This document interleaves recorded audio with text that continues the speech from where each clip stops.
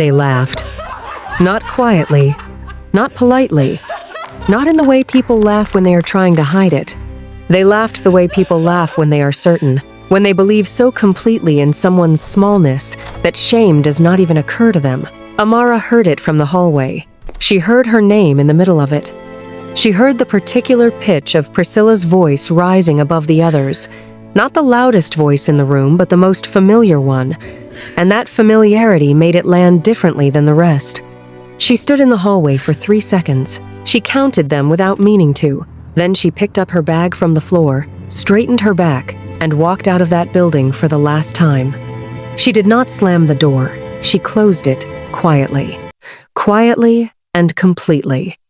That was the first decision she made that would change everything. This is the story of Amara Owusu, and it does not begin with triumph.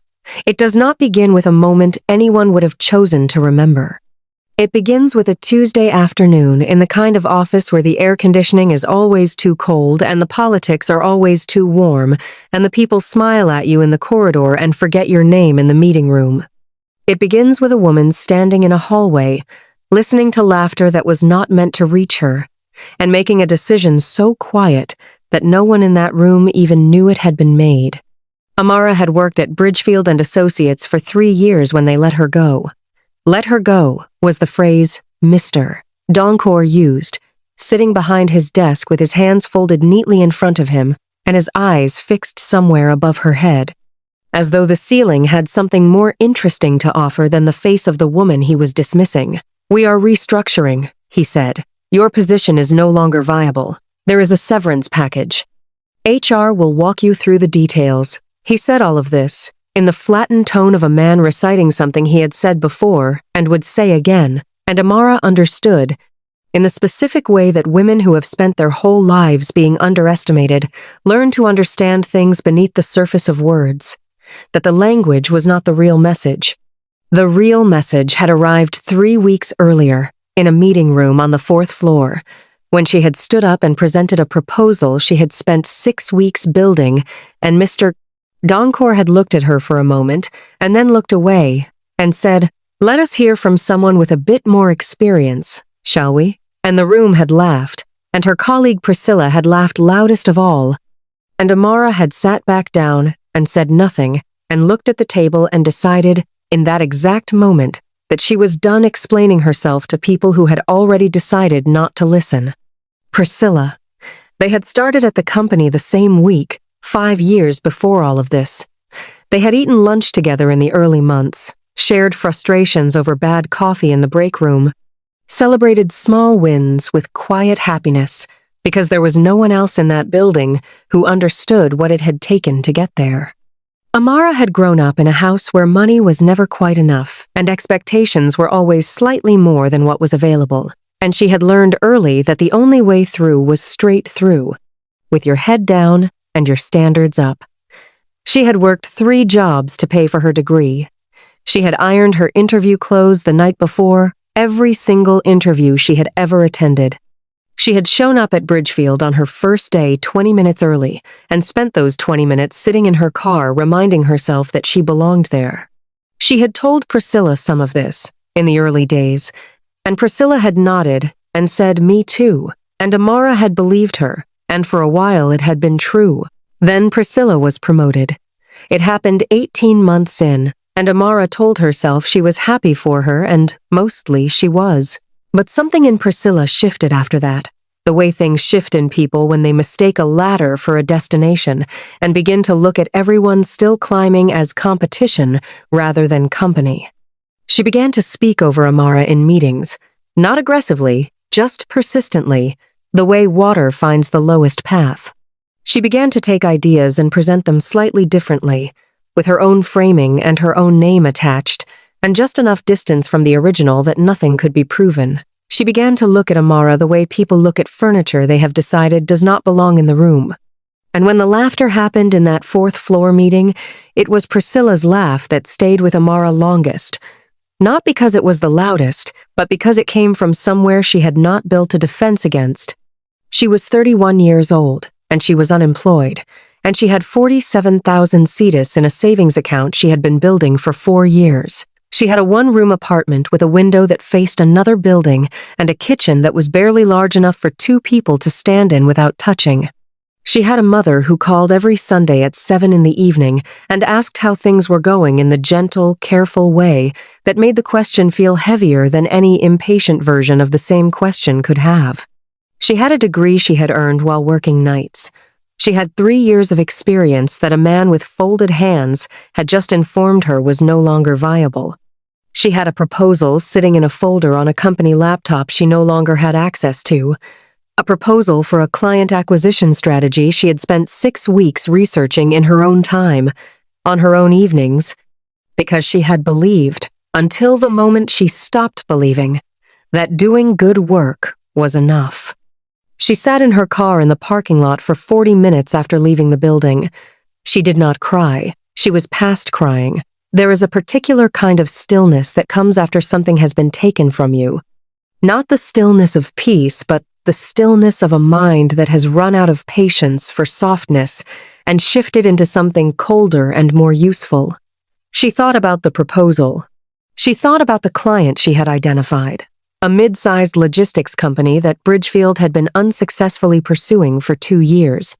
She thought about the research she had done, the approach she had mapped out, the evenings she had given to a company that had just given her a severance package and a handshake. She thought about all of this, and then she thought about one more thing. She thought, if I could build this for them, I can build it for myself. She started the car. She drove home. She made tea. She opened her personal laptop and she began. The first 6 months were the kind of difficult that no one talks about honestly, because it does not fit neatly into the version of the story where hard work leads smoothly to reward. It was the kind of difficult that arrives at 2 in the morning when the client you were counting on goes quiet for 3 weeks, and the savings account balance drops below a number you had promised yourself you would not let it reach. She registered her firm with a name she chose deliberately, Owusu Advisory, her name, her grandmother's name, the name her mother had given her, because she said it meant something about survival. She wanted it on the front of whatever she built from the beginning, not hidden behind something that sounded more established or more impressive, her name. Because if it failed, it would fail under her name, and if it succeeded, it would succeed under it too, and she had decided she was done with hiding. She reached out to every professional contact she had accumulated in 3 years at Bridgefield.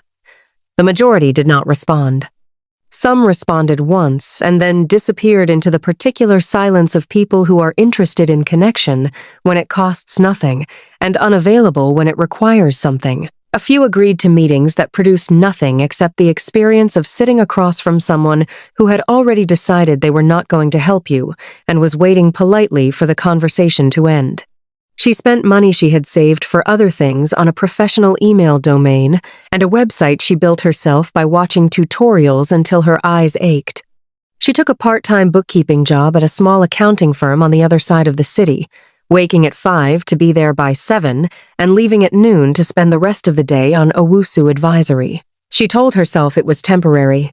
On the good days, she believed it completely.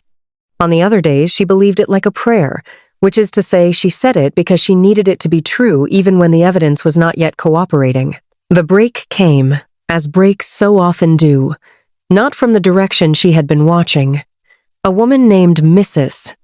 Asante ran a small import business that dealt in fabric and homeware, and she had been referred to Amara through a chain of connections so distant and indirect that neither of them could fully reconstruct it afterward. Mrs. Asante agreed to a meeting not because she had high expectations, but because she had a free Thursday afternoon, and she had learned over 40 years of running a business that you meet people when the opportunity presents itself because you cannot always tell in advance which meetings matter. She expected to listen politely for 30 minutes and send a young woman home with some vague encouragement and a maybe in a few months. What she did not expect was the folder Amara placed on the table. The folder contained Research Mrs. Asante had not asked for a detailed analysis of her current supplier relationships, an identification of 3 inefficiencies that were costing her more than she realized, and a proposed strategy for restructuring her client outreach that was specific and practical and built entirely on information Amara had gathered from public sources and one phone call she had made to a contact in the import sector. Week before, Mrs. Asante looked at the folder. She looked at Amara. She sat back in her chair and was quiet for a moment, and then she said, "Where did you get all of this?" And Amara said, "I prepared it because I wanted you to see that I understand your business before I asked you to trust me with any part of it, Mrs." Asante looked at her for another moment, and then she said, "I want to show you something." And she led her to a back office where there was a whiteboard covered in numbers and problems she had been trying to solve for 8 months. They talked for 2 hours. They signed a 3-month contract the following Tuesday. It was small. It was everything. Mrs. Asante told a woman named Gloria who ran a distribution company. Gloria told 2 people. One of those 2 people had a brother with a construction supply business who had been looking for someone to help him restructure his marketing approach. Amara began to understand something she had known in theory but was now learning in practice, that reputation in business travels the way sound travels in water, faster and further than you expect, and in directions you cannot fully control. She worked every contract as though it were the only one she had, which in the beginning it often was. She returned calls within the hour. She delivered reports before deadlines. She learned the things she did not know, and said clearly when she did not know them, which turned out to build more trust than pretending. Because the people she worked with were experienced enough to know when someone was performing competence and when someone was actually building it.